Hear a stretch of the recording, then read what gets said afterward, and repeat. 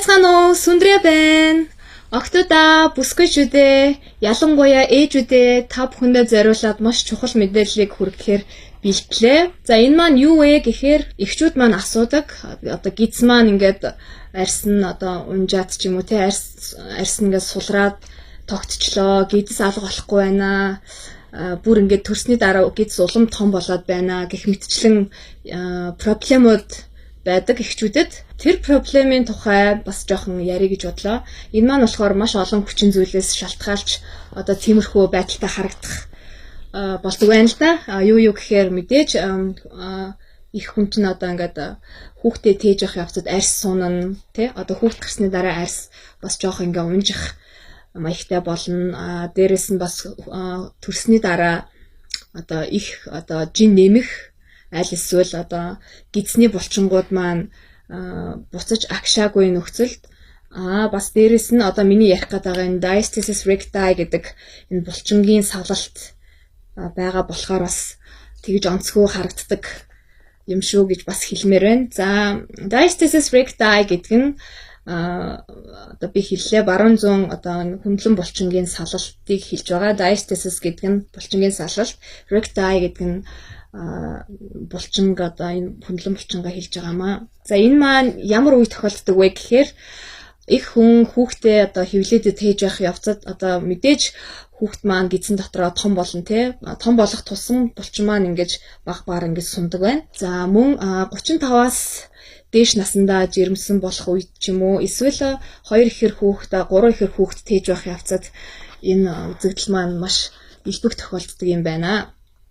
За энэ булчин яагаад яриад байна вэ гэхээр хэрвээ та энэ булчингаа буцаагаад нийлүүлэх дасгал хийж одоо арга хэмжээ авахгүй болвол таны одоо гидс хичнээн одоо гүрийгээд те хичнээн дасгал хийгээд буруу дасгалаа хийгээд байвал бүр л ингээд салнуу гэхээс биш одоо буцаад ингээд агшихгүй нийлэхгүй одоо бүр л илүү муу үр дагавар авчирд юм шүү гэдгээс анхааруулж хэлмээр байна. За энэ хоёр булчинг маань маш тийм нэмгэн салфетик шиг тийм эдисээс бүрдсэн тийм нэмгэн тишүү гэж ярьдаг тий салфетик шиг тийм эдис ингэж холбож байдаг юм байна. За энэ булчин хэр хэмжээгээр ингэж салан тэр хэмжээгээр тэр салфетик шиг эдис маань сунаад бүр сүүл рүүгээ хүндрэлээ гэж үзэхэд тэр маань цоороод бүр дотор тэр одоо тишүүгийн ард байгаа дотор эрэхтэн хүртэл ингэж гарч ирэх тийм аюултай юм байдгийн байна. Тэгэхээр энэ маш чухал булчин болж таарж байна.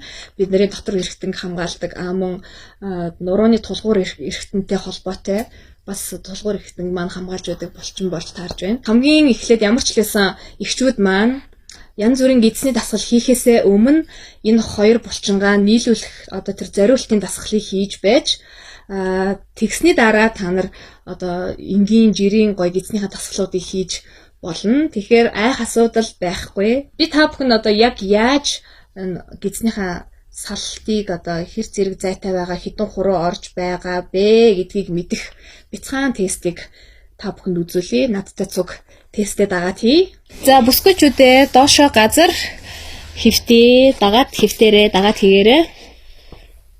За би та бүхэнд харагдуулах үднэс жоохон цамцаа дэшин сөхөөд өндөө жоохон доошлуулж байна. За энэ тест маань яг яаж хийгдэх вэ гэхээр одоо энэ аюулхай гэж ярьдаг аюулхаанаас доошоогоо яваад одоо энэ давсагнаас арай жоохон доош нь арцэг руугаа илүү явах юм уу та. Эннээс одоо аюулхаанаас энэ хүртэлх зайд хийгдэх тест. За ингээд нэг гараа тулгааныхаа ард аваад ингээд дээшээ бослоо. За энэ хүүснийхээ арай жоохон дээрх нь нэг хуруугаа ингээд хуруугаараа дартаа хэдэн хуруу орж ийн нэг орж байна уу? За бүр 2 орохоор бол 2-ыг хийдэ. 2 жоохон хагас байж болно. Минийх төрсний дараа яг 2 жоохон хагас байсан. Нэгээс 2 хуруу бол нормал энгийн гэж үздэг юм байлаа. За тэгээд 3 ч юм уу бүр 4 хуруу ингээд яваад орчвол та үнэхээр одоо энэ зайг салцсан байгаа булчингийн энэ дундах зайг анхаарахгүй бол болохгүй нэ гэж үздэг байх нь шүү. Энийг маш сайн анхаарал авах хэрэгтэй. За энэ булчинг нийлүүлэх ганц дасгалыг та бүхэн жишээ дасгалыг үзүүлье. Дагаад тэгээрэй. За, ингэж хотоохгүйгээр аль болохоор нуруу чинь ингэж газар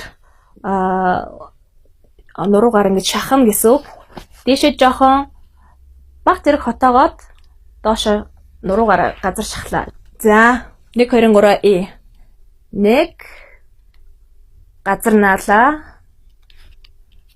2 сайн наагаад өгөөрэй.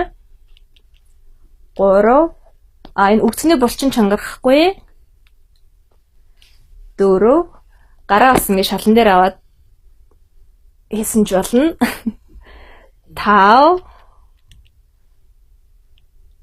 энэ булчингаа мэдрээрээ дөнгөж төрсний дараа эхчүүд маань энэ булчинг мэдрэхгүй. Яагаад гэвэл энэ булчин маань маш тийм сул байгаа учраас мэдрэхгүй. Хэрвээ та өдөрт дор хаяж 2-оос одоо 5 удаа хийгээд байвал энэ булчин маань чангараад буцаад урд нь ямар байсан яг тэр хэвэндээ орох бүрэн боломжтой. За. Сүүлийн 2 хий. 1 сайн чангалаад өгөөрэй. 2 Охтуудаа дахиж нэмж хэлэхэд айх асуудал ерөөсөө ч байхгүй. Энэ дасгалаа хийгээд нэг юм бас анхааруулж хэлье. Дасгал ингэж хийж дууслаа. Ер нь ингээд хэвтэж байгаа нөхцөлд босно штэ. Шууд ингэж босч болохгүй шүү. Тэгэх юм бол энэ нөгөө булчингийн маань эдгэрэлтэнд маш сөргөөр нөлөөлөх учраас хэвтсэн байлаа. Хажуу тийшээ харлаа. Босъё. Бид нар нөгөө жирэмсний сүүлийн саруудад дандаа ингэж босдог штэ. Ингээ шууд ингээ бос гэхээр гизээ даахгүй босч чаддгүй. Тэр шиг яг ингээд хажуу тийшээ хараад босох хэрэгтэй. За тэгээд илүү дэлгэрэнгүй мэдээллийг илүү дэлгэрэнгүй одоо дасгалуудаа би удахгүй Univision болон Sky Media дээр байрлуулна. Тийм болохоор охид бүсгүйчүүдээ, ялангуяа ээжүүдээ, дөнгөж төрсэн ээжүүдээ та бүхэн маань янз бүрийн одоо гидсний дасгал жишээлбэл энэ зүгээр юм гидсний энэ таталт байна. Альсвал банз гэж ярьдаг шанк энэ байна. Гих мэтчлэн дасгалуудыг хийхээс аль болох зайлсхийгээрэй. Яагаад гэвэл энэ булчингийн маань нийлүүлэхэд маш сүргээр нөлөөлөх учраас хамгийн эхлээд хэдүүлээ ямар ч хэлсэн энэ хоёр булчингаа нийлүүлэх алхмаа хийж эхлэх хэрэгтэй байна. За тэгээд дараа дахин уулзлаа. Түр баяртай.